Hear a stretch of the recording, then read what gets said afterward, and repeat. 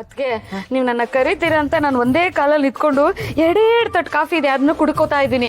ಏನ್ ಅದಕ್ಕೆ ಇರಿ ಕುಡ್ದ್ಬಿಡ್ತೀನಿ. ಎತ್ತು ಕುಡಿಯೇ ಸೌಂಡ್ ಮಾಡ್ಕೊಂಡೇ ಕುಡಿಬೇಕಾ? ಬಾಮ. ಏನಮ್ಮ ನಿನ್ನ ನೋಡ್ತಾ ಇದ್ರೆ ಸಾಕ್ಷಾತ್ ಆ ಕನ್ನಿಕಾ ಪರಮೇಶ್ವರಿ ನೋಡ್ದಂಗೆ ಆಗ್ತಾ ಇದೆ ಕಣಮ್ಮ. ಅಂದ್ರ ದೇವತೆ ನೋಡ್ದಂಗ ಅಂದಿರ್ರಿ? ಛೇ ಇಲ್ಲ ಕಣಮ್ಮ, ಆ ದೇವಸ್ಥಾನದ ಮುಂದೆ ಹೂ ಮಾರ್ತಿರ್ತಾಳಲ್ಲ ಕೊಟ್ಟಿ, ಅವಳು ಕೊಟ್ಟಿ ನೀನ್ ಪುಟ್ಟಿ. ಅಂಬುಜ, ನೀನ್ ಹೀಗೆ ಮಾತಾಡ್ತಿದ್ರೆ ತಟ್ಟು ಬಿಡ್ತೀನಿ. ಅದಕ್ಕೆ ನನ್ ಕಾಫಿ ಕುಡ್ದಾಯ್ತು, ಕೆಲ್ಸ ಹೇಳಿ. ಅದಕ್ಕೆ ಚಟ್ನಿಗೆಲ್ಲ ರೆಡಿ ಮಾಡ್ಕೋಬೇಕು. ಬಾ.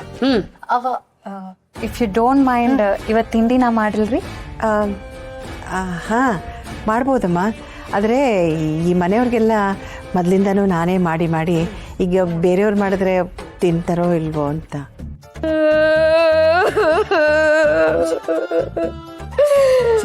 ಏನದ್ಕೆ ನಿಮ್ಮೊಬ್ಬರನ್ನೇ ಹೊಗಳ್ಕೊತಿದ್ದೀರಾ? ನಾನು ಎಷ್ಟೊಂದ್ಸಲ ಅಕ್ಕಿ ರೊಟ್ಟಿ ಮಾಡ್ಕೊಟ್ಟಿಲ್ಲ, ಚಟ್ನಿ ರುಬ್ಕೊಟ್ಟಿಲ್ಲ.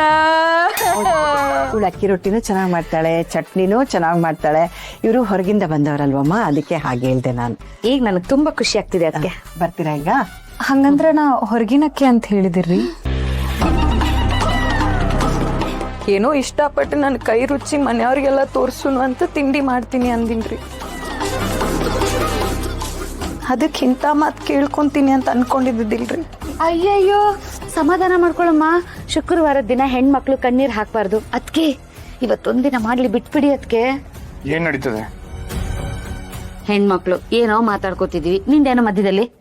ಏನೋ ಮಾತಾಡ್ಕೊಳ್ಳಿ ಅಮ್ಮ. ನನಗೆ ಟೈಮ್ ಆಯ್ತು, ತಿಂಡಿ ಹಾಕು.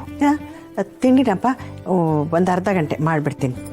ಅರ್ಧ ಗಂಟೆನಾ ಅಮ್ಮ? ಆಗ್ಲಿ 9:30. ಅಯ್ಯೋ ಹೌದಲ್ವಾ?